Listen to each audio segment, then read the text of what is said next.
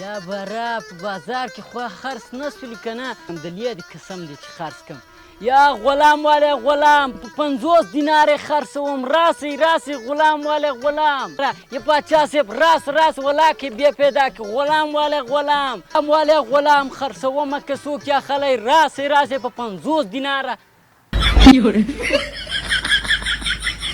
السلام علیکم وعلیکم السلام محترم خی جوړې په خیر رالی قابل احترام پاچا صاحب دا غلام په 100 روپۍ پلوري یا پاچا صاحب قربان دې ته کره کوله سمخه دا خرڅوم په 50 دیناره که یې وس لرې نو په ښي لاس پیسې راکړه او ځان سره یې بوځه پاچا صاحب دا ولې دونه ارزانه خرڅې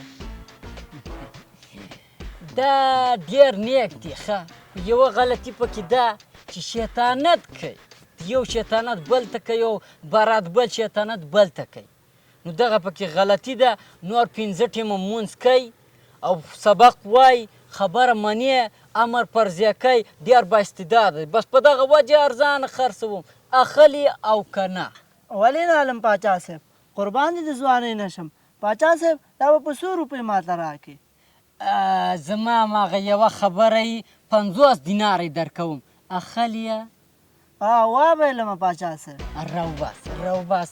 راوباسه ستا دې مبارک سي راوباسه مونږ دې خلاص که راوباسه یا بره دا واله پاچا صاحب بس الله دې درته بختور کړي دعای خیر به وکړو توکل علی الله انا لله و انا الیه راجعون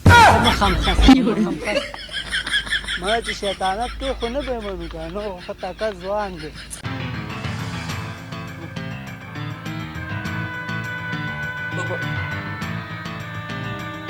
پاچا صاحب پرون ورځ چې ما سودا راوړله د عرفان ناظم زوی ما په لاره کې ولیدو چې ستا زوی بس ډېرې بدې ردې ویلې یو ځل مې زړه کې وویل چې ورشه ورتاو شه سم یې ووهه خو بیا مې ځان سره سوچ وکړو چې زه خو یو غلام یم زه څه حق لرم چې ویې وهم ور به شم پاچا صاحب ته او ورته ووایم چې راشي او سم یې ووهي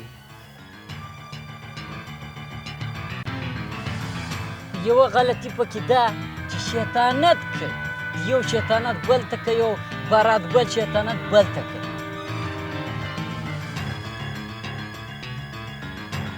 سمه ده دې جرأت څنګه وکړه چې زما زوی پسې بدې ردې ویل زه به دې سره ګورم صبر وکړه ښه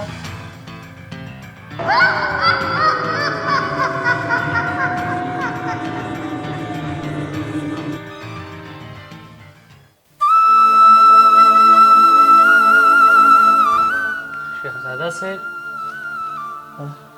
دا څو ورځې کېږي د تاسو ګورم ډېر خفه راته ښکارئ دا څه وجه ده ما ته ویلی شئ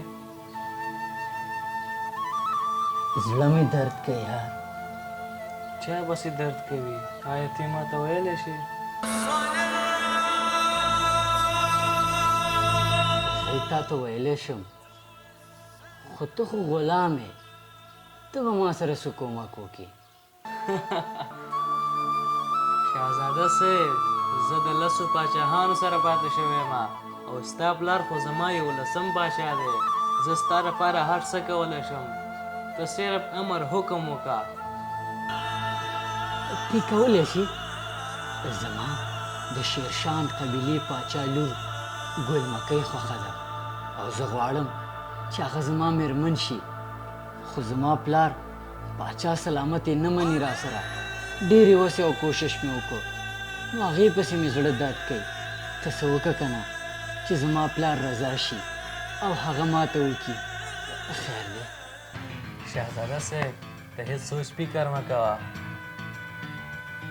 زه یو داسې ملا پېژنم که نه چې هغه تعویضونه او کوډې کوي خو ته به یو کار وکړې څه کار چې کله شپه شوله او پلار دې په بستر ویده شولو نو ته به ورشې او دغه د ګیرې لاندې دغه ویښتان نه دي چاړه به راواخلي او دا 2 ویښتان به دې راغوڅ کړي ته او هغه بیا ما ته راوړې چې هغه زه هغه ملا صاحب ته یوسمه او هغه ملا صاحب تعویض پرې وکړي چې ستا د پلار هغه زړه مهربانه شي او هغه جیلۍ تا ته وغواړي.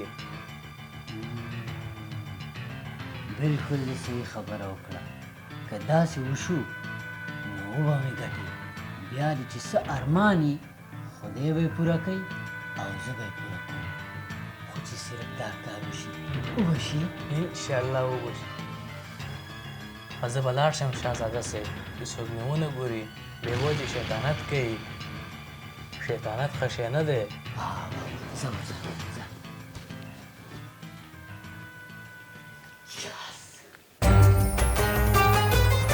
باچا صاحب یو خبر درته کوم، خم نه ده خو وبه یې کم درته. ووایه څه خبره ده؟ باچا صاحب ستا زوی ستا د مرګ پلان جوړ کړی دی.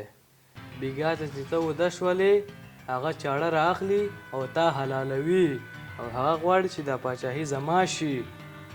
نو ځان دې بیداره ساته. تاسې دروغ وایي. زه مې خپل زوی پیژنم. هغه داسې هلک نه دی. پوه شوې ته؟ تاسو غواړئ هم زموږ په خوله باور نه کوئ پاچا صاحب، خو په ثبوت سره به درته وښیم. بیګا ته ته ځان په ویدو واچوه. ته ګوره بیا چې تا سره څه کېږي. دا به بېګا ته معلوم شي چې ته دروغ وایې او که رښتیا.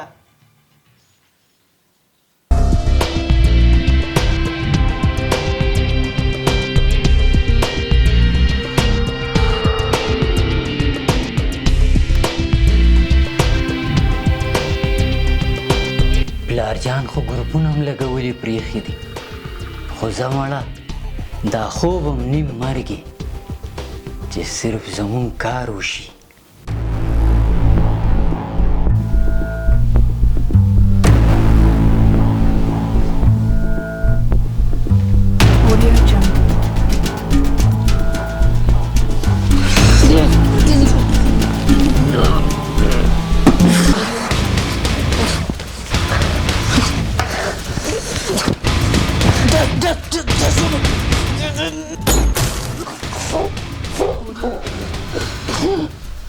ظالمه پاچا مون نشوې.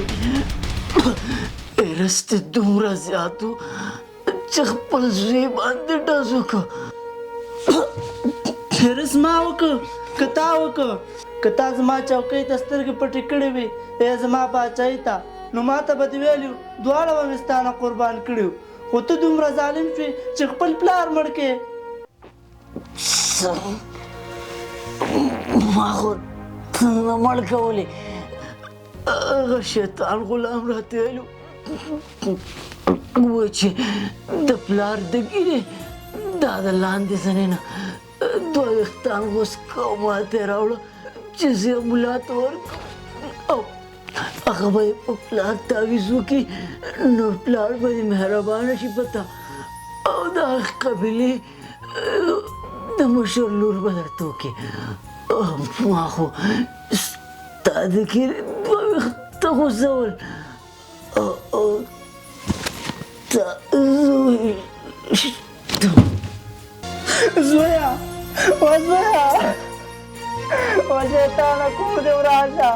ستا په شیطانت کې زه راغلم او زما زوی زما کور دې تباه کړ. خپل زوی دې م راباندې مړ کړ.